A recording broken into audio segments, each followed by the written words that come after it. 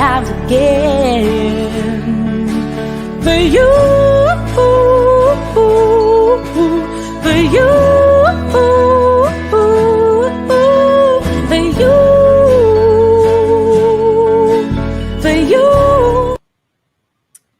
Hello, welcome back, everybody, friends and family and colleagues. Thank you for joining us. This is our December edition of Impactful Conversations with Gayle Brown. I am so grateful to be back with you again, right? This has been a new project this year to be on LinkedIn Live, to stream LinkedIn Live and Facebook, and also on YouTube. And this is my 5th year in business, so I'm celebrating in this way, doing something new, something I hadn't done before, which was to stream a live production. And it's been a blast. I have to be grateful for my production team, Tisha Holman, who is behind the scenes running the show. I got Stacy here. She's my fabulous social media assistant, and my set design guy is behind the scenes, and that's my husband, Ernest Brown. But I'm so grateful to them and for all of you for allowing me to join you and bring me into your homes. So today we've got a fabulous lineup. But first, I want to tell you a little bit about my business and what I do. So Brown Impact is a leadership development firm. We're celebrating 5 years this year. And this year we updated our website, which was done with Tisha Holman. She does websites. She does a fabulous job. And Brown Impact is a leadership development firm. We work with women and the firms that hire them. Our whole mission is to help them excel, right? So our vision is women standing in their power, speaking their truth, and commanding their worlds. We work with women who are having challenges with equity, right? So women and firms and businesses that have challenges to equity. That's what we're all about at Brown Impact. I do one-on-one leadership coaching with women. I do diversity, equity, inclusion, and belonging workshops. And I also do speaking. For churches, I do a number of things. I do workshops as well. My husband and I lead a ministry together, but I also offer services to churches as well in terms of leadership and in terms of inclusive, having diversity, equity, inclusion, and churches as well.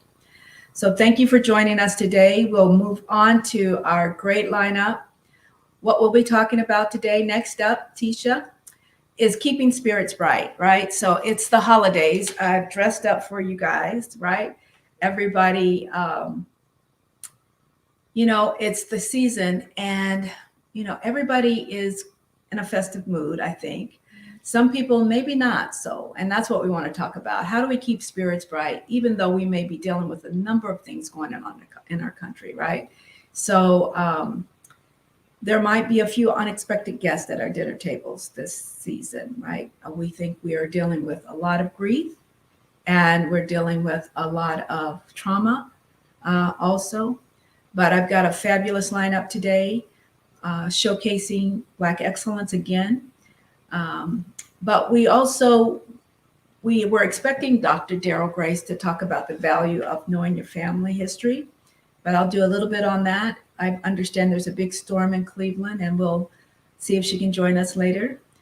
But we'll have some giveaways. We'll go and do that. But next up, the next person you'll be hearing from after me is Pleshette Robertson with SAC Cultural Hub. She's in the house to talk about juggling multiple priorities, family, and self-care. So we've got a lineup. This is a beautiful picture of a family at Christmas dinner. This is what we hope for, right? And that's our vision of Christmas. We all want us to be around the table together with family. The common denominator in all of our talks today is family. So we celebrate family today, and we hope that someone will leave this talk today with some tips on how to get through the season, because people are dealing with a number of things this holiday season. Next slide, please. Let's talk about that unexpected guest at the Christmas table. You know, grief is, I mean, it's there every season, but particularly in this COVID holiday, people are dealing with a lot. Last year at Christmas, we'd lost 300,000 people to COVID. And can you see this number on the screen? This year, 797,000 people in this country have died from COVID, right? This slide was created by Time Magazine, and they were talking about it's only second to the influenza of 1918. Well, guess what? We surpassed that. At the time of this writing, they were talking about 600,000 deaths. And now, as you know, that was in September. Now here in December, we're up to almost $8,000. All right, thank you. So 797,000 deaths. So I'm sorry, I got distracted right there. But I do want you to know that we'll talk a little bit about how we deal with that, right? Because we're happy. I mean, I'll be so happy at Christmas time. I'm celebrating too. We can, leave space for grief as well and find joy in small moments. Sometimes being with family will do that for us. But we can't ignore the fact that half the 700,000 people, almost 800,000 people in our country will be grieving this holiday season. I know at Thanksgiving, I lost two friends myself. I lost a ministry member at our church, passed unexpectedly the day before Thanksgiving. And we lost an icon in our community with Tommy Whitlow dying around Thanksgiving as well. So people are dealing with grieving, even amidst the joy of coming together. And I want to say that even though we gathered here, I hosted 12 for Thanksgiving. We were grieving too. We had three of the guests were grieving. Two of them for a family member last year, and one had just lost a cousin a week prior.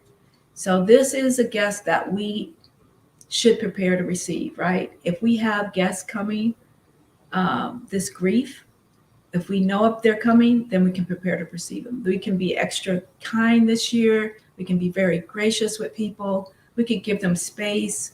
There's so many ways we can support our friends and our loved ones. You can invite somebody to dinner this year that you don't normally have because they're grieving and they're not going to feel like cooking, right? And they're not even going to want to feel like going out. But I invited a friend who was grieving for Thanksgiving, and I told her I had a soft chair upstairs that she could sneak away to and read a book anytime she felt like. She said, "That sounds so good." And she came. I was so surprised she came, even though she was grieving. And she brought her sister from out of town, and she joined us, and it brought me so much joy to have her at our table during her grief. And you know what? She didn't sneak upstairs. She found some joy in just being with other people. And so things like this we can do for each other during the holiday season. Let's go to the next slide, please. So I did some research, and here are some tips for self-care if you're grieving this season. You can be gentle with yourself, right? Don't expect a lot. Don't expect to want to cook, right? Don't expect to put on Thanksgiving dinner by yourself. You can recreate some old traditions or start new ones. We had a family join us for Thanksgiving just because they didn't want to do the same old thing. They had lost their papa the year before, and they wanted to do something different. So they came here for Thanksgiving instead. So create something new. Go to the movies. There's a great movie out during the holiday season, a family movie from Disney. I forget the name of it, but it's a good one. And then say no. It's okay to say no. You don't have to perform holiday season, right? This is not something that's expected of you. And take care of your well-being. You can go on walking, physical well-being. You can go walking because it's hard to grieve while you're walking and you're in nature and you're enjoying yourself. So just mix it up. Don't Don't stay in. You just want to get out and do some things for yourself. And giving always makes you feel better at the holiday season, right? You cannot give to someone in need and not feel better on the inside. So that's always worked for me. And then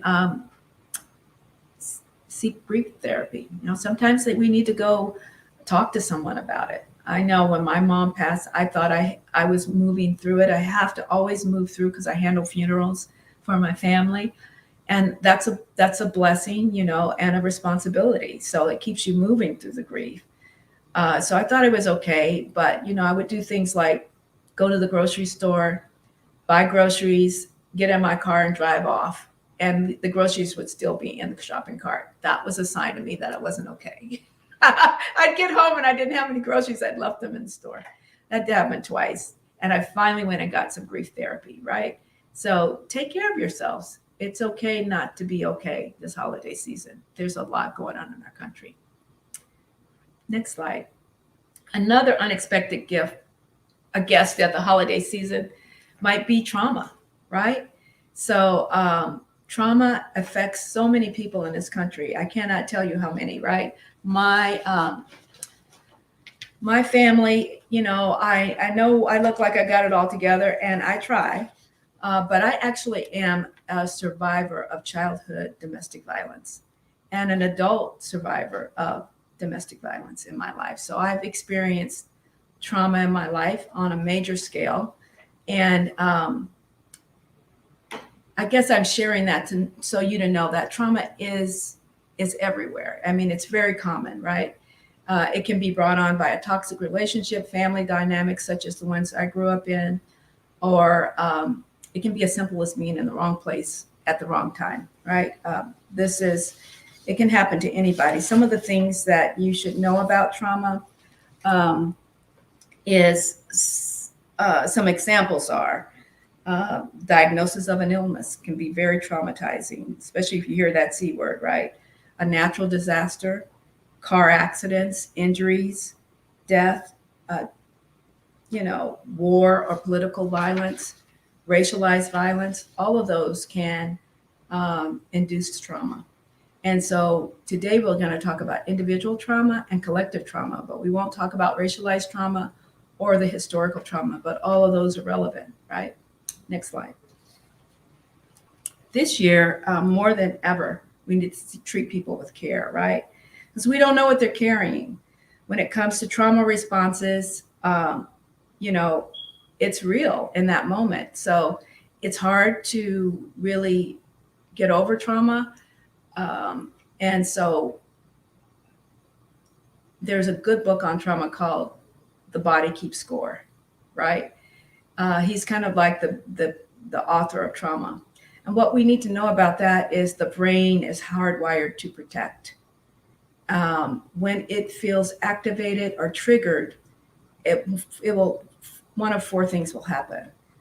The person will fight, or they will remove themselves. Flight is another one. Fight, flight, freeze, or fawning. And fawning is all about just placating that person so that they don't get hurt, the other person so that they're not hurt.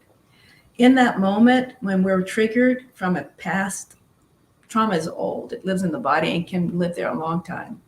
But in that moment, it's real, right? The body senses danger and the threat is real. And a lot of things can happen for that person. I took a course on trauma, a 9-month course with Resmaa Menakem. By Resmaa, he wrote the book, My Grandmother's Hands, and this is going to be one of our giveaways today. But this book helped me this and many other books, but I loved his book because it helped me understand trauma, how common it is. It helped me understand police trauma, and how common it is in our community. But something triggers the trauma, the body senses a threat, and then it's on, right? What you need to remember that is if it's hysterical and nonsensical, it's usually historical. You're dealing with something old. The person is triggered. And so this picture is a picture of a brain. If we look at the bottom, I don't know if that's the left on your side, it's bracketed in red. That's where the amygdala lives, and that is the part of the brain that triggers trauma, right? And so the middle part, the yellow part, is where feelings reside. That's the limbic system. And that green section is the prefrontal cortex. Well, this is where all our higher level thinking happens, right? But when we're triggered back here in the amygdala triggers a threat, you can't even access this. Everything goes, rushes to this point to help fight off the threat. So our perception closes down and we feel triggered. And we can't get to some of our higher level thinking. So this is not a good state. So we don't want to be in that state at Christmas, but sometimes we get triggered. So next slide will tell us a little bit more about how to deal with that. So trauma management. So, just paying attention to your body. It's a good time to take care of yourself. Do some deep breathing. Really deep belly breaths in and out. Helps to settle the body down. Nature nurture, walking, taking walks helps to do that. Self-soothing techniques also. Sometimes I look at cat videos when I'm triggered. I got triggered at Thanksgiving, and those cat videos didn't do it for me. But these are little things that might help, right? It might do it for you, right? And you can change the station in your mind so that you're not reliving this all over again, right? And then you can seek therapy and counseling, right? When you're really activated, if you can't calm yourself with these techniques, you can seek therapy. And I know a lot about trauma, but just because I can name it doesn't mean I can cure myself, right? I may need to go seek counseling, right? Or therapy when this happens. And on the right here are just types of self-care when this comes up. So sometimes trauma's at the table at Thanksgiving. If you're dealing with somebody who is not making sense or hysterical, it's probably history. It's probably old, and it's probably trauma, right? So know that and just be as gracious and respond with as much care as you can, right? But I hope these will help people just, get to the next level. So thank you, you guys. We're going to move on now. I hope those tips help. Reach out if you need any help. One thing you should know is that trauma, even my own trauma, I've been through a lot of trauma, but God was my anchor in that trauma. I had him as my rock, and it helped me to develop into the servant leadership that I have today, right? And sometimes this gets in the Christmas season, other things, this kind of care gets deprioritized. But Guest Brand Impact can help with that too. I'm a trauma-informed coach. I also do workshops, and I can help churches as well as organizations, right? That is one of my target markets, women of color, churches, women in general. So thank you so much, and I hope that helps you guys. We're going to move on to our fabulous guest speaker that we have today. I don't know if Dr. Grace is going to join us. Okay, we'll see. But we're going to go to Pleshette next, right? Is that right, Stacy? Okay. So we're going to go to Pleshette now. And so we're going to ask Pleshette to come on, and we're going to transition to Pleshette. So thank you.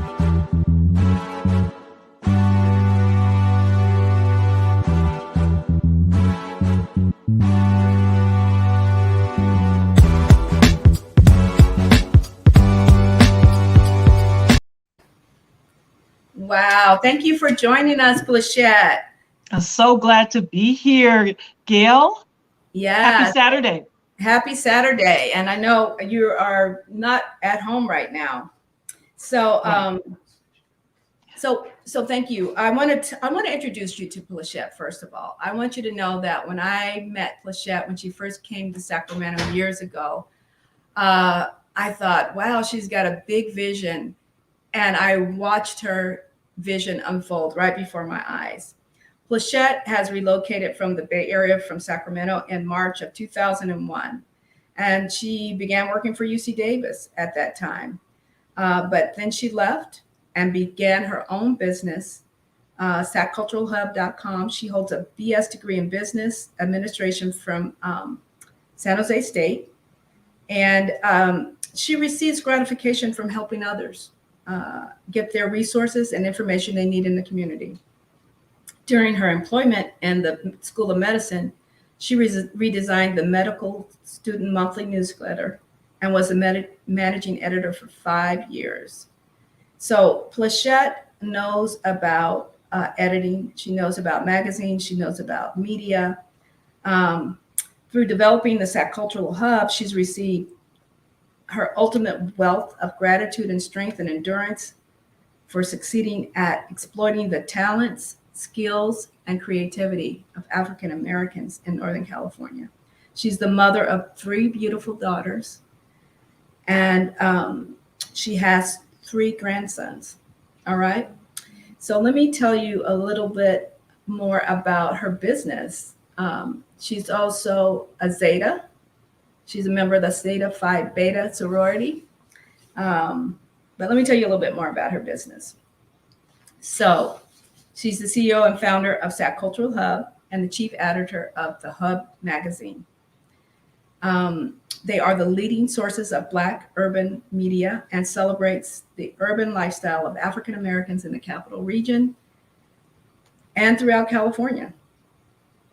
They serve as the information hub for Black-oriented movies, concerts, theatrical performances, art exhibits, sporting events, festivals, and Black-owned businesses and entrepreneurs. So next up, what I want you to know, she's also the executive director of the SAC Cultural Hub Media Foundation, which educates, empowers, and trains young adults and women of color in underserved communities. I met her through one of her events, the Exceptional Women of Color Conference, which she hosts annually, and other events she hosts, or the Hub hosts, are the Black Physicians Forum, and the Young Exceptional Women of Color Scholarship Competition, the Young Women's Summit, and she's also served as the Cover California Enrollment Counselor and Outreach. She does a lot of things, okay? Pleshette has received numerous awards. She has received the MLK Unsung Hero Award, recipient of the 9th Assembly District, presented by the California Legislative Black Caucus. She was an Entrepreneur of the Year, presented by Calvary Christian's Genesis School of Business and Entrepreneurship. She has been presented by NABO with the Wise Women Award, by BWAPA, Black Women Organized for Political Action, the Ella Hill Hutch Award, the UC Davis Chancellor's Award for Diversity and Community in the Community Award. So, I mean, she's received an award from the 100 Black Women for the Business Award. So I bring you someone who is so humble, you would not know that she's so celebrated and rewarded in her community. She's done so much for all of us. And it just gives me great joy. You guys see Pleshette, but you don't see her heart. So I'm going to give her a few minutes to talk about Pleshette and the magic that is Pleshette, and tell you anything I've left off in her bio, because she does so much, you guys. It would take me, I've got 3 pages here, so it would take me a lot.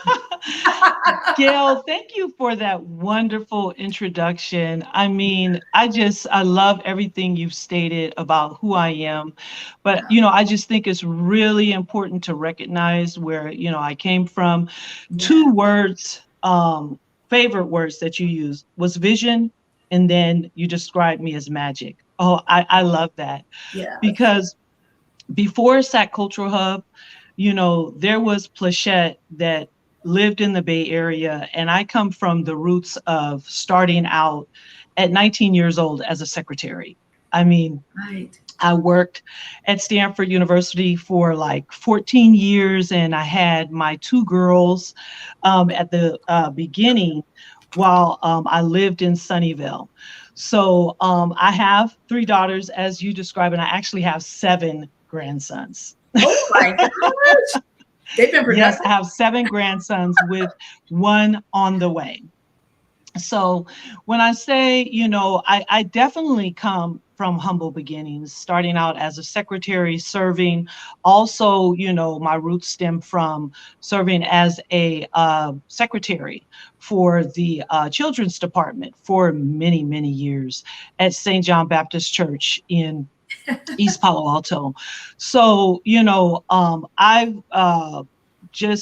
I've done a lot to bring me to where I am now, as far as working in the community. Used to do a lot in the community, working with youth, helping them to write their resume, prepare for college. We used to hold Mhm. workshops. I used to do that with a team of people that I grew up with in East Palo Alto.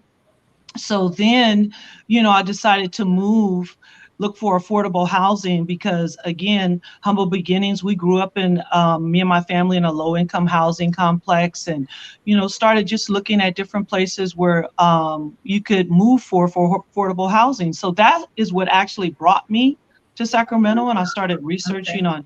on, where would I work, and came to work for UC Davis, and loved working at UC Davis. Started there in 2001, and me and my sister and our family, we moved to South Sacramento. And boy, when I tell you, when we first moved to Sacramento, I felt like we were in the land of milk and honey, because I mean, we all see how things have grown over time. That was 20 years ago, but it just was like everything was really available. And then, the opportunities were there. And I'm big on people taking advantage of resources. You mentioned that, and resources.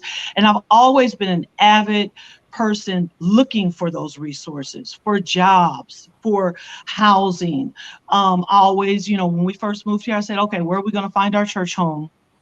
Um, I come from a family of entrepreneurs. My Okay. sister was a hairstylist. My mom, she was a cosmetologist, and so is my brother, a cosmetologist. So when we came here, my sister got a job working at Another Look hair salon. So when we moved here, I was like, okay, what is there to do in Sacramento? It is so boring here. Well, It coming was from the just Bay like, Area, I what can I imagine mean, it was. Yeah, you were used to a lot. I was used in the Bay Area. I was used to festivals, the Juneteenth festivals when I lived in East Palo Alto, the Bay Area. And then being a part of a church home, you do a lot with the church. And my kids were in the children's choir. So, you had to restart all of that and relearn where all these different things are in Sacramento. So in the hunt to do that, I was like, okay, maybe I can create a website, because we were big on websites in Silicon Valley, and also using email communication of connecting with one another. And when I moved to Sacramento, I said, well, what if, I started a newsletter first. It was a 4-page newsletter. And then I started a 5-page website, and that was started through a UC Davis graduate that I had actually met at a copy center at UC Davis while working in the facilities design and construction department. And I told him about my idea, and he liked the idea so much that he said, hey, I'll help you build the website if you provide me everything that needs to go on this website that you want. And I was really, really good at that. I learned a lot of that while working at Stanford University, of how to write down exactly what I wanted in the instructions, what we call specs. He Yeah. said, I will build your website, but you have to run advertisement for me for 4 months. And I was like, great. Right. So I started learning about all of that. And then once this website was built and we started sending out this little text, it was a text colored, all text, no visuals, Yeah. just letting people know, okay, here's what to do, where to go in Sacramento, this is what's coming up. And it was just, like a few activities. Since Yeah. my sister was a part of the hair salons, we started out with a lot of hair and fashion shows. And then it was the Black Expo. Then I discovered Sacramento Observer. And then I discovered, a lot of other different publications. And I'll tell you a story. I know we got to wrap it up, but just to tell you, sacculturalhub.com started out of boredom. Okay. And so we created all of this excitement on 5 pages of a website that grew into hundreds of pages now. Wow. And I believe the reason why SatCultureHub.com is so popular is because we started recognizing people. Like you mentioned, the Exceptional Woman of Color Conference. Yes. We started recognizing Black men on the Oh. cover Oh, of our wow. magazine, Well, the Hub magazine, that'll get some Black Men in attention. Leadership. Because when That'll I get some moved here attention. and I picked up the Sacramento magazine, this was in 2002, and I Yeah. have to find this issue. I picked up the Sacramento magazine and I was like, there was no Black people in it. Oh, And I I was like, know. what the heck? I know. Yes. No, I'm in and don't Sacramento get me all the wrong, I time. love the Sacramento magazine. They're my buddies because they featured me in 2007. Yeah. Yeah. And But that back made me then, blow back up. then, yeah. Right. So I wrote into them and I was like, how dare you not feature African Americans at all? And we contribute to over like 90% of entertainment, arts and entertainment. Do you know they printed my comments as a Did part they? of their editorial in the Oh my magazine? I forget what issue it was. It was some issue in 2002 or 2003. Wow. So then I could remember a few years later, I think it was Darla Givens. We all know Darla Givens. Yes. God. Yeah. She is a meteorologist. Yes. I On think what she channel? actually Channel referred 10 or channel 13? Channel 10, I think, News Channel 10. 10. I want to Yes. say Okay. News 10. Yeah. I think she referred me to be interviewed Uh-huh. because, you know, Sacramento's a small town, so it's all about who you know. So I think she referred to me, to them to do an interview with me. And they end up doing a 2-page spread on me. And I believe in 2006 or 2007. I can remember at the time I started working out with a trainer, Carl Fears, which I need to go back to. No worries. So I started working out with Carl Fears and he got me ready for this big photo shoot. And the photographer at that time was Beth Bauer. But once that 2-page editorial, because we all know Sacramento magazine is mainstream news, right? Yes, it is. It is. So they ran this 2-page and oh my goodness. And that was the turning point for you? Sorry? Was that the turning point for the business? It was a huge turning point when we talk about mainstream. Now, prior to that, I would say Black Expos, the fashion show, once we started doing that and we had Black men on the cover, I think it was a February 2007 or 2006 cover. We had people like Terry Moore, Lee Perkins, Stephen T. Webb. I'm forgetting some people, they're going to be upset, but we had about 7 Black men on that cover. That was stunning. We did Adrienne Bankert. A lot of people might know her. We did Adrienne. She was on one of my she was. Oh, I love her. And you know, the thing about Adrienne Bankert is she used to work at UC Davis on the second floor. HP too. We knew her from HP. She used to work at Hewlett Packard. Wow. See, so many roots here. So she was on our cover, I think, October 2007. Yes. Or 2008. So we held our first Exceptional Women of Color conference. It was called the Black Women's Networking Brunch in October of 2008. And that, you know, exploded. We had over 300 to 400 women attend from churches from all around. And we recognized about 40 women at that event. Adrienne Bankert, Nikisha Henry, and Lady Charmaine were the hosts, and they were the cover of the magazine. So again, you know, recognizing people, sharing stories of Black people, you know, I think, and then, you know, bringing together all the different Black events for us, by us, soul food restaurants, Black hair salons. You know, this has what has made Sac Cultural Hub popular. And it was untapped. No one was covering it. Yes, it was. It truly was untapped. Territory. Yes. And you know, I can't, I would be remiss not to mention the people who have helped me get to this point.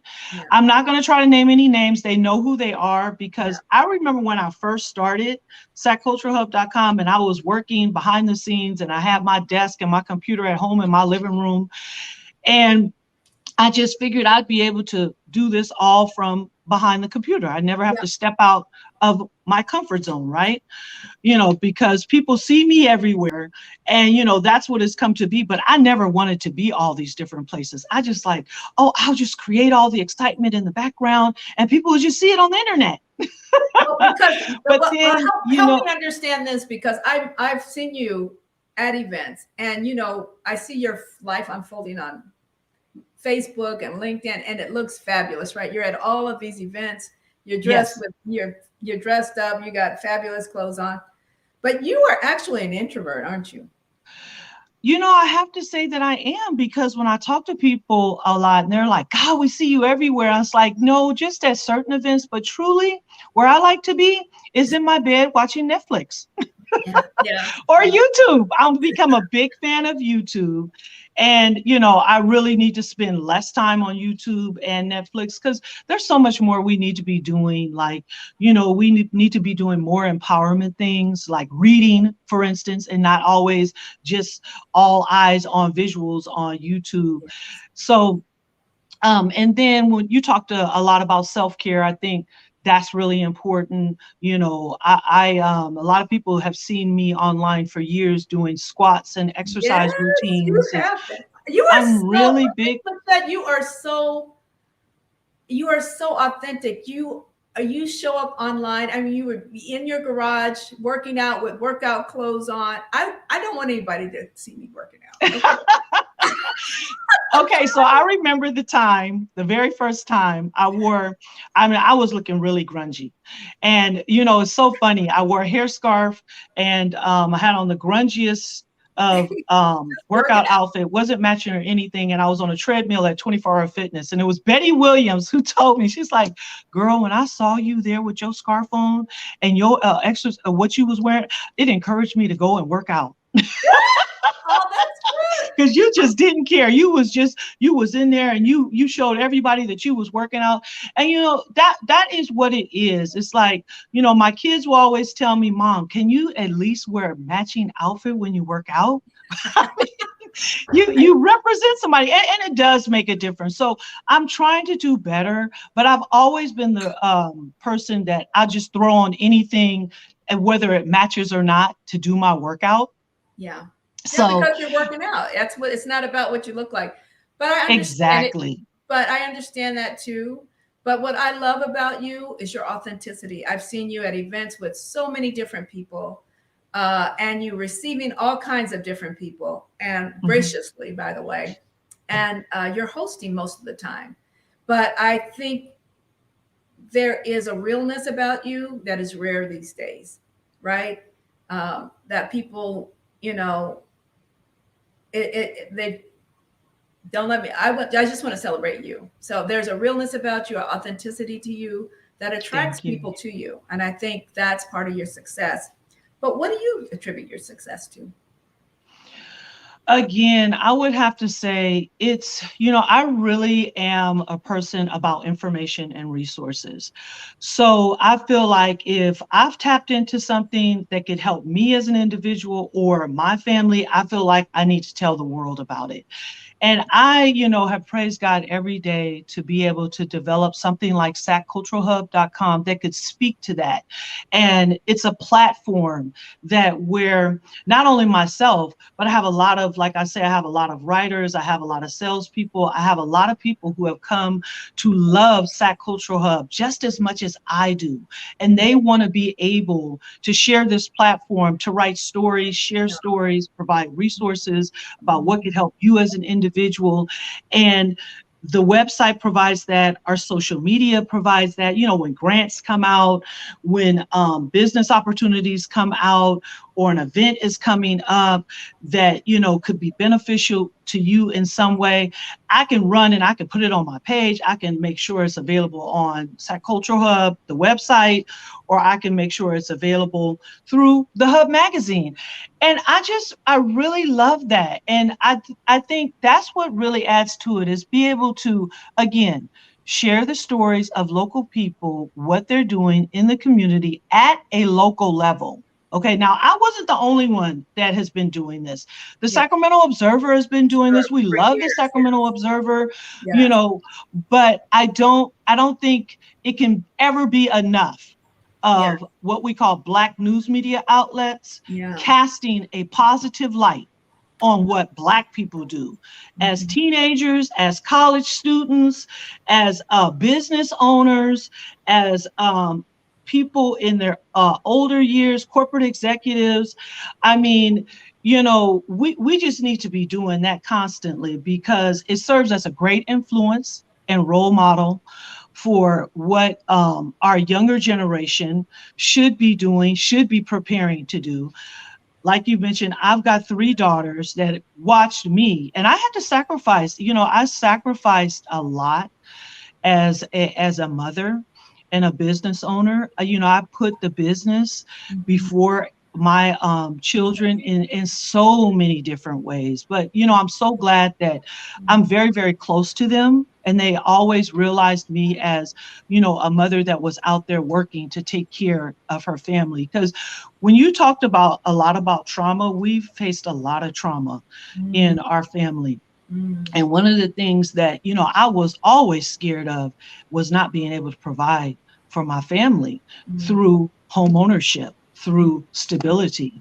And so these things came to me by my grandmother who passed away and by my mom, because I grew up in a stable Mm. environment, in a Oh, home environment. And right. so these things are the basics for me. Nice. This is what I call a very simple lifestyle. I joke with my best friend and my mom all the time. If I can get up in the morning and walk down my hallway and get a cup of coffee, that is peace for me. That is contentment for me. Right. Right. Finding peace and contentment in the little things, right? In the small things. Right. Because guess what? There's peace in your home, and that's not a small thing.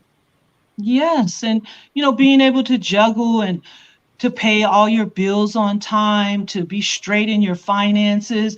And Yeah. that's another thing that I've struggled with in juggling all of these different things. And my grandmother, she was really, really good at paying her bills. And she used to always tell me, Pleshette, learn how to save $1, pay your bills on time. I don't care whatever happens in your life and whatever goes on, make sure that mortgage gets paid, because there ain't nobody else that you can stay with your family Yeah. but your own home that you can take care of. So, in running the business of Sac Cultural Hub, there's so many different expenses that come up when you're a business owner. Right. So I was always trying to take as many classes as I could through the city of Sacramento, which offered a lot of great classes on how to write a business plan, how to write a marketing plan, Awesome. where are the places that you could go to for grants. And I took advantage of a lot of that. And that is really, really what helped Sac Cultural Hub grow in the way that it has.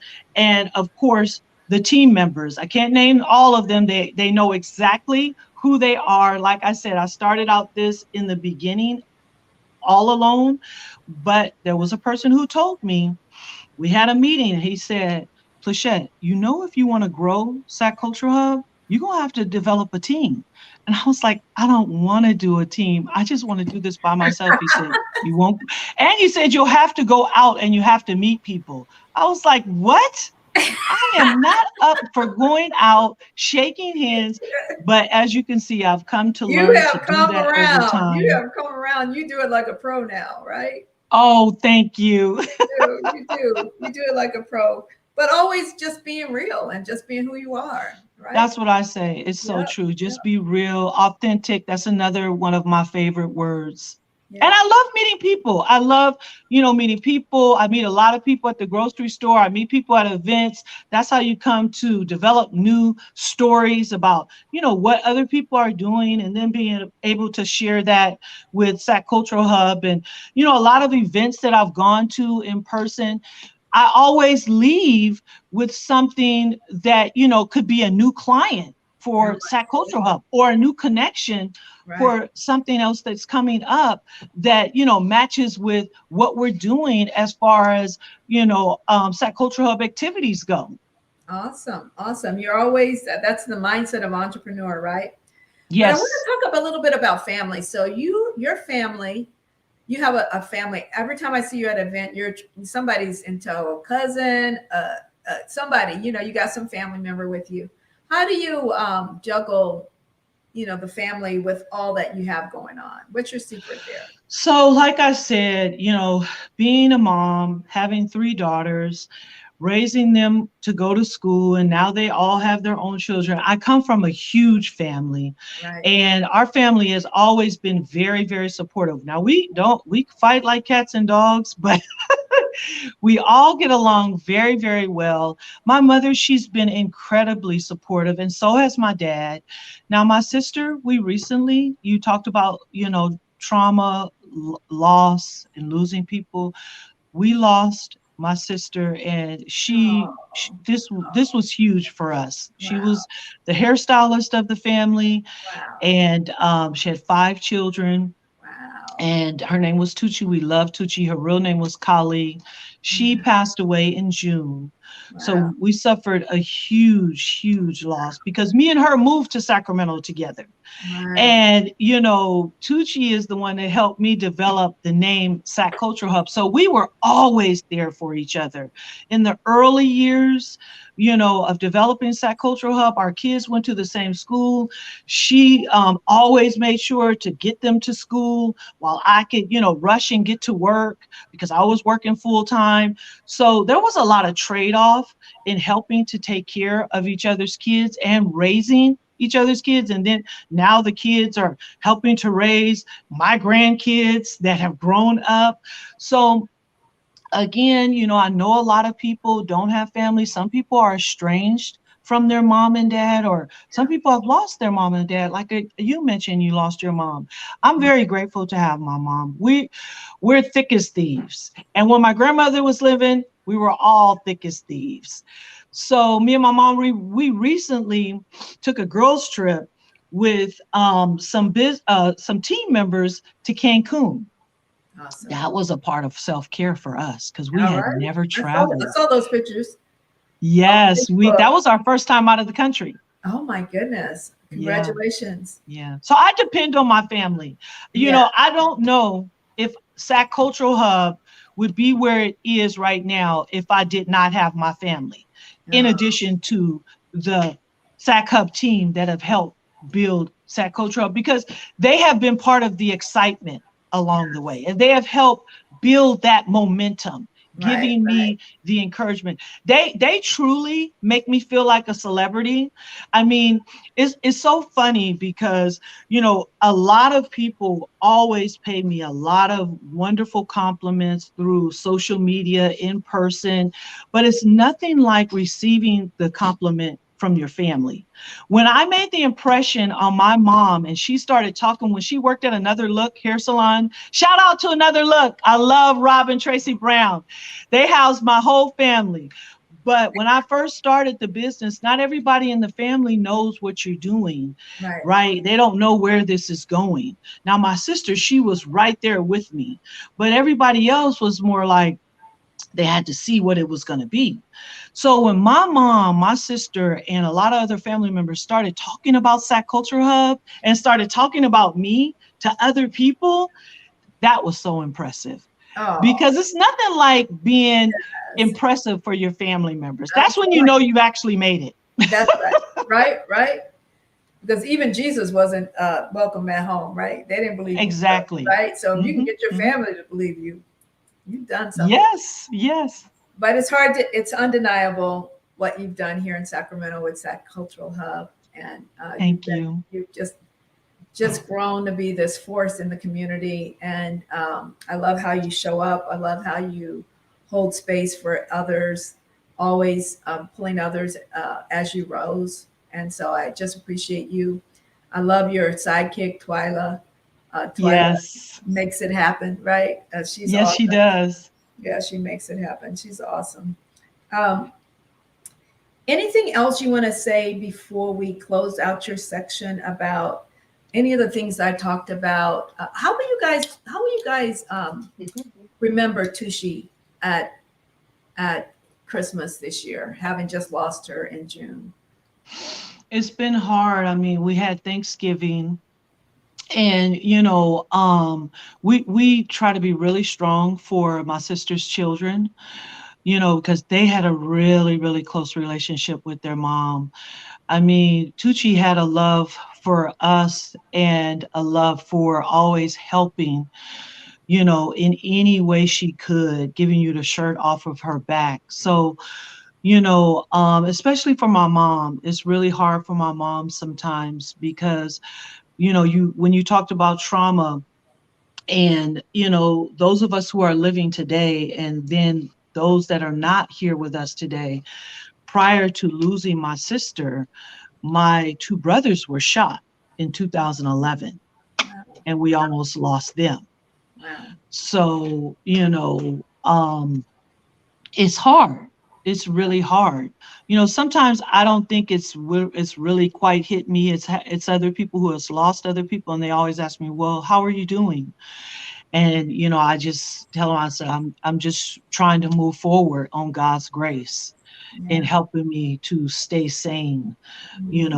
I've still got my mom. We're a family of 5 children down to 4 children. So of my mom. Mhm. But it's truly by the grace of God. We were brought up in the church. We depend on God for everything, Yeah. to lead us and guide us in all what we do in our business, with our family, because there's a lot being thrown at us, Right. in Right. this world. But yeah, that's just really how, we get through it. So you get through it by just staying grounded in your faith and with each Yes, other absolutely. and And, with and and also through, we talked about exercise. I mean, right now, the winter pounds are setting in, but we can't forget to do some of the natural things that, increase those endorphins to give us the energy that we need to keep going, to make us feel good about ourselves. Everybody is always trying to, wonder, how do I lose this weight? How do I get skinny? How do I get healthy? How do I come to feel good inside and outside? And I think that just comes with exercise, of course, on a consistent basis, and then eating as healthy as you can through fruits, vegetables, and lots of water. Yeah. Lots of water. That's a good tips. Good tips. Mm-hmm, mm-hmm. We had Coach Nikki T on my show maybe a couple of shows ago, and she has just blessed Ernest and I as we try to get rid of those COVID-19 pounds, right? And Yes, helped us. But so much has to do with what you're putting in your body nutritionally and it making sure you're does. getting that water, right, in addition to the Mm-hmm. exercise. So thank you for that note. Thank you for joining us, Pleshette. It's been such a pleasure. It's such a joy Thank to you, know you. Gail. I And you did keep want to doing what you mention, could I do. mention one other thing? Sure. What's coming up Okay, for you? so I really, really want to give a shout out to all of the corporate partners, sponsors. I'm not going to name them one by one. You know who you are. Yeah. Again, SAC Cultural Hub could not survive without all of those who advertise with us, all of those who partner with us. And also, we almost forgot to mention, as we are preparing for 2022, we are actually entering our 20th year anniversary celebration, March 2022. SAC Cultural Hub will be 20 years old. So Oh, 20 years in business. 20 years. That's worth celebrating. We're I know so you're going to excited do about something that. special. Sorry? I know you're going to do something special for that. We are. So please stay tuned. I'm so glad I got to mention that because, Yes. again, when we talk about everything that we've gone through, especially 2020 COVID years, some Black-owned businesses are not here. They didn't survive. And, Didn't survive. Yeah. Year 2020 was the year of Jubilee for not only SAC Cultural Hub, but for a lot of other businesses because of the number of resources that became available through the city of Sacramento, the state of California, and also a lot of federal programs. But again, when we talk about resources, stay in tune with sacculturalhub.com, because we have all the news on how you access those different resources through our website and the Urban Weekly e-newsletter. Shameless plug. No worries. No worries. That's what we're here to do. We're here to support you, talk about you, how excellent, Black excellence and all of its glory. So you definitely fit that. I thank you for spending time with us on Saturday. I know we took you away from your bestie, but have a good rest of your day. Thank you, We'll Gayle. You too. Have a great weekend. Too. Yes. I'll see you. All right. Bye-bye. Bye-bye. Well, thank you for joining us today. I do want to say, I guess Dr. Grace is not going to make it. Oh, somebody cue me. Really? Are you kidding? She's here? Oh my gosh. Let's do the transition to Dr. Grace. Uh-oh.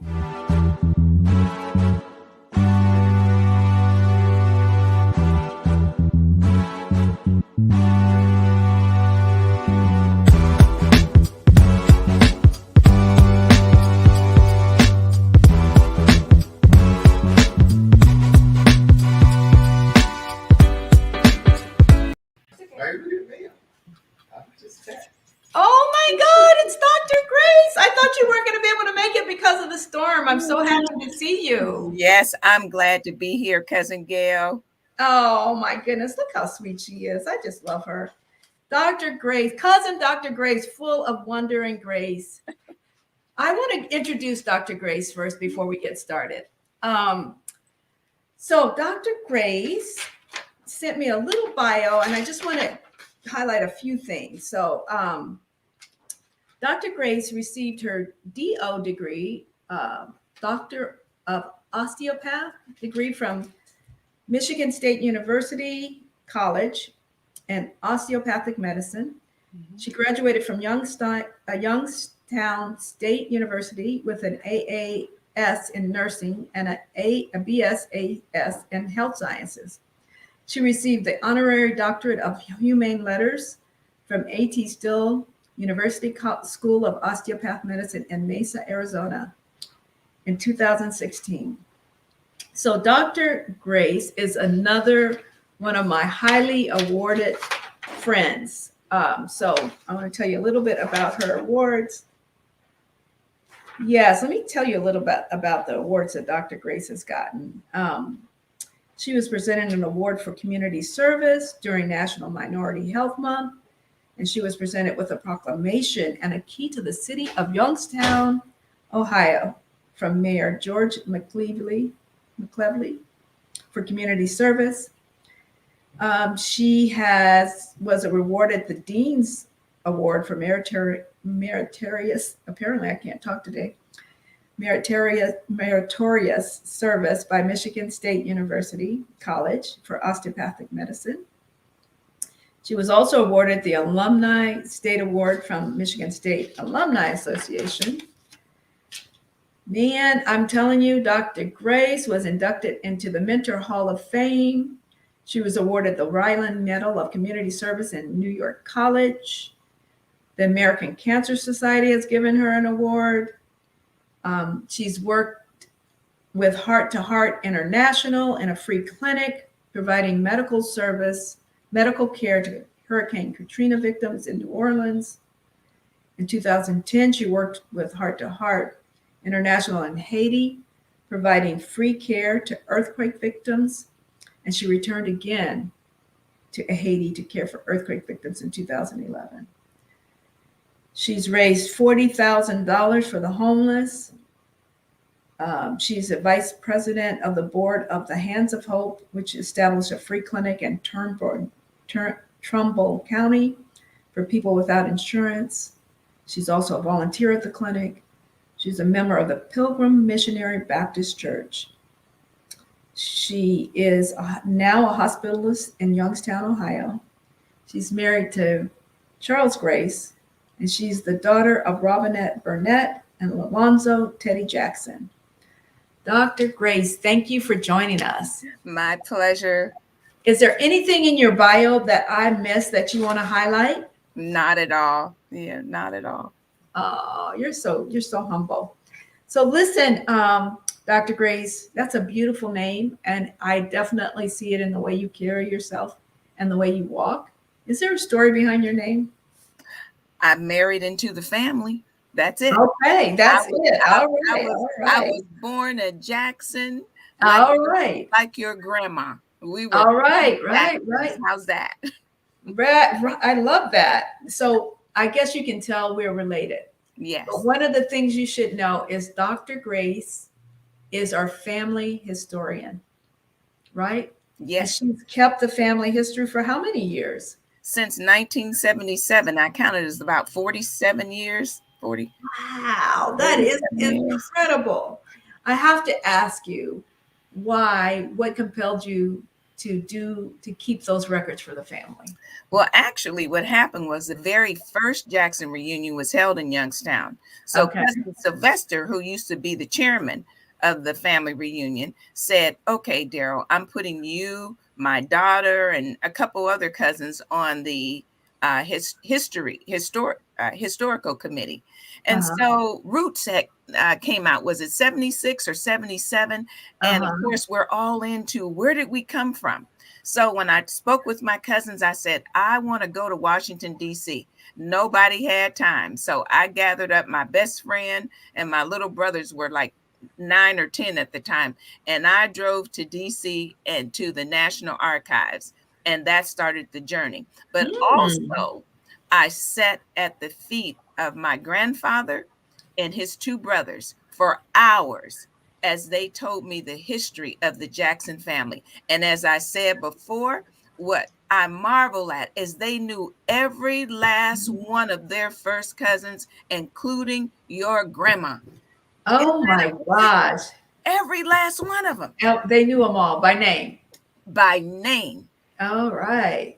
Wow. So you were able to record all that history. I record all of that history. And I found a letter from 1977. It's not going to show up well, from one of your mother's, would be your grandma's first cousins. She wrote a letter chronicling the family history, and it was on point with everything Granddaddy told me. Oh, wonderful. Yeah, so I was going through What cousin was that? What was that? What was the name of that cousin? Her name was Maddie Morrow. Maddie Have Morrow. you ever heard that name? I haven't. I Uh-huh. haven't heard that Morrow name. But, I haven't been at it as long as you have. But I just want to offer my gratitude and thankfulness to you for keeping those records. It's so important to know your family history. So I know, as a doctor, you might want people to know their family history from medical history. But why is it important, and what's the value in knowing your history beyond your medical history? Well, if you ever watch Henry Louis Gates, when you see the joy in the face, on the face of those people when they find out who they are, no matter what they find out about their family, good, bad, or indifferent, but to know where you came from. I just watched Don Lemon's family history again. It was excellent for him to find out that his dad was a civil rights attorney. He didn't know that. And this is Don Lemon. You would think he would know everything about his history, but he didn't. So it's to me, it's important to know where you came from. There's a joke that is around the hospital that I was talking to one of my colleagues who's from Liberia. So I said, I did my African DNA and I found out that we were Nigerian of Igbo tribe. So he looked at some of the Nigerian residents. He goes, we should have known that. She walks around like she owns the hospital. How funny. So I thought, well, they must have been, proud people. And that's what I've always believed. Our great-great-grandfather, Israel, that he had to have been proud and strong. So I believe it's important to know your history because that tells you who you are. You can't do a thing about genetics, Gayle. Yes, nature, nurture, I get it. But there's certain things that we have that we don't know why we do them or why we believe a certain way, why we feel a certain way, why we respond a certain way. And it has to do with what's in our DNA. I believe that, I think as kids, we don't pay as much attention to our families, our parents as we should, right? Yes. And so I was not even interested in knowing my family, my family history, right? And we sometimes don't become hit, but by the time we become interested, our family is passed on. Absolutely. Right. And so I wanted to have you on just to encourage people during this holiday season while they're sitting around the table to get out your video camera or get out a piece of paper and record the stories that are happening around the table, and even ask a few questions about the history. It has been a real sense of power for me to find out the strong line of entrepreneurship throughout my family. It goes back 200 years in our family, right? Mm-hmm. So I like to tell people, you know, I was born in Germany, and I consider myself from Sacramento, but I have deep Southern roots, right? I know my great-great-grandfather was enslaved in this country. Yes, he was. And that he and his brothers changed their name from their slave name of Neil to Jackson. Yes, they did. And he went on to acquire 130 acres, was it? He acquired 360. I think they, by the time the family, he had gone and family, it had passed down to the family, it was like 130, but he acquired 360 acres. Wow, that's quite a feat back then, right? Yes, and they raised everything on that farm, from cotton to fruit to vegetables, for living. But they also sold. He was an entrepreneur. They also sold their products in the community. And on that land was the community school, the community church. Right?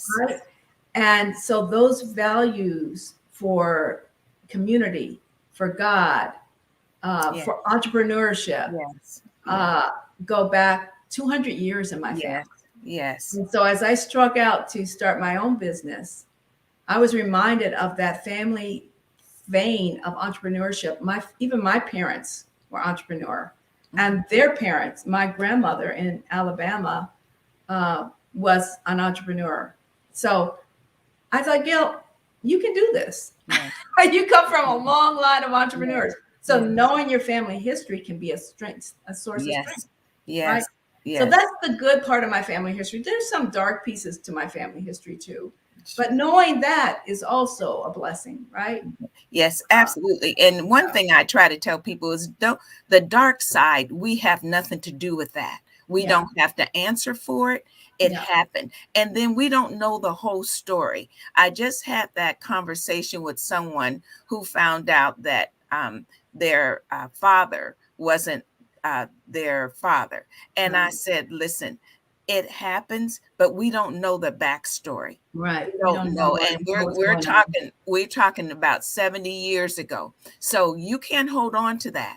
Your family, the dad who raised him loved him, and that's all that matters. Right. And so I was just had that conversation last week. I said, babe, that's not something we're to hold on to, because we had nothing to do with that. And God's not going to ask us about that. Right. Well, what do you think about, I look at your history, I looked at your resume and all of the community service, right? And then I thought about our great-great-grandparents and their involvement with the community. Do you think that has a thread in your family line as well, with all of your community service? Absolutely. Caring for others, giving from both sides. I'm blessed in that. I like that, not just from my dad's side, but from my mom's side as well. You know, my grandmother that raised me was a beautician, and her beauty shop was on the back of our home. And she did a lot of free hair for the kids in the neighborhood whose parents couldn't afford to get their hair done to go back to school. You know, everybody looks nice the first day, or people who could not afford it, she would do their hair. So, you know, I learned from watching her and my mom. Awesome. That's so funny, because my grandmother on my mother's side also had a hair shop on the back of their house, on the side of their house. And then my grandfather's grocery store connected to that. So they had the grocery store, they had the hair shop, and the house was all connected, right? And in that world, they raised 12 children. Wow. And it was a hub of the community. It literally was. And they would sometimes give people food if they didn't have money, right? They would do hair, but usually the hair was an enterprise. And black hair has always been an enterprise. But it's so funny that they both had houses, and that's on your mom's side, right? Correct. Yeah, awesome. Do you know your mom's side like you know your father's side? No, not as much. Yeah. I have a cousin who's been on a journey like I've been on, but it would be my mom's dad's side. But my mom's side, there hasn't been as much research done. But through DNA, they did find some cousins that we've reunited with that they never knew that they had. So there's nothing like what I've gone through. No African DNA, that sort of thing. Okay. All right. Yes. Yeah. I told people, I told my sister-in-law, who is Nigerian, that you'd done that research and that we were Nigerian of the Igbo tribe. And she said to me, yeah, you look like Igbo. Don't they do say that? They say that. Yeah, you look like Igbo. I'm like, what does that mean? I don't know what that means. I agree with you 100% when they say you carry yourself like Igbo. I had some residents tell me that I usually go up to the residents and I say, okay, I'm Dr. Grace, where are you from? And they would tell me Nigeria, wherever, but just to be of a support to them, not just Nigerian, but take them out to eat at the end of their year. And so when I was telling them that I was Nigerian, they looked at each other. They said, we said that because of all your sayings. And so I'm thinking, these are sayings I got from my grandmother, but I guess that's something that's in that culture. That people have sayings that are encouraging. Like one of my grandmother's favorites was, I don't mind you riding my back, but don't drag your feet, That's a great one. We think it's funny, but when they're trying to get through residency, I say, look, just tell them you don't mind them riding your back, but don't drag their feet. Everybody's got to do their work. And so they'll laugh and keep it going. It's like, we knew it because you always have these funny sayings, Yes, that's interesting. She explained to me that Igbo, they had their land was not as rich, and so they had to make their wares with their mind. So they were mathematicians and accountants and that kind of thing. That's what she explained to me. But and she said that reminded me of me. Reminded her of me. So it's interesting. Just knowing that much of your history, right? It all connects at some point, right? And can be a great source of joy. Absolutely. Is there anything now? We have the family reunion coming up in Montgomery this year, in July, end of July, I believe, right? Correct. Will you be there? I shall, the Lord willing, and the river don't rise. And I will be showing up with some more information. I did the 23andMe on the Jackson side. So that has given me more information. The African DNA just gave me African DNA, but 23andMe, whoops, am I holding it the right way? Yeah, I see it. The story of your DNA. Yeah. Can you give me a little blurb, just a little bit? Yes. Well, what it goes all the way back, because it follows the Y chromosome. That's the one I wanted. So that followed our great grandpa Israel, his gene, all the way back to where he came from. So what was interesting is that we share DNA with Ramses in the Bible. Remember Ramses, the Egyptian? Yeah. Yeah. And it says, well, you have the DNA of Ramses. And I thought, I don't, I wasn't too fond of Ramses, but anyway, again, it's our history, right? It's our history, whether we want it or not. Right? Wow, that's interesting. So, all right, that's a little sneak peek. That's a little sneak peek for the family reunion. I'm looking forward to that. In February this year, I'm going to be teaming up with another young lady, and we're going to be hosting a workshop on finding your family, writing your family story down, right? Yes. So we hope you'll come back and visit us when we do that, Dr. Grace, as an inspiration to those people who sign up to do it. If you had 2 questions to ask at Thanksgiving to suggest for them as they're meeting together with their families? What would those 2 questions be? The best question is well, it depends on who's going to be there. If their grandparents are there, ask their grandparents if they don't know. Tell me your story. A lot of times we don't ask them their story. Yes. Tell me about your grandparents. And what I found interesting in watching Don Lemon was that he didn't know anything past his grandparents. Okay. So I said, maybe someone didn't ask his grandparents, Grandma, tell me your story. So, that's one of the things that I would ask. And the second, I would ask about great-grandparents and parents before them, aunts, uncles, anything that they could tell you. So those are the 2 things that I would ask. I want to know their own personal story, because a lot of times I found that we don't even know, like you said earlier, we're so busy living our own life, we don't ask them their story. Absolutely. Absolutely. Thank you for that. And I'll be looking for you to come back in February as we host a group workshop on, writing and charting your family tree. Thank you so much, Dr. Grace. Any parting words for us? Are you okay? I know you guys had a big storm. Everything okay with you guys? We are fine. It just blew the gazebo off the porch, so it's all folded up on the ground. So anyway, all is well. All right. Good. Those are replaceable things. That's right. I'm glad you guys are safe. We were worried about you, and we're glad you're safe. Thank you for joining. You're welcome. Love you. I love you too, cousin. All right. Take care. Bye-bye. Next up, we're going to go to our giveaways. We normally have giveaways. What happened to us today? All right, let's do that. We have a couple of things. Pleshette is giving away 2 tickets to the Sac Cultural Hub, First Friday Happy Hour. And I'm giving away this book and my book. But My Grandmother's Hands is by Resma Menachem.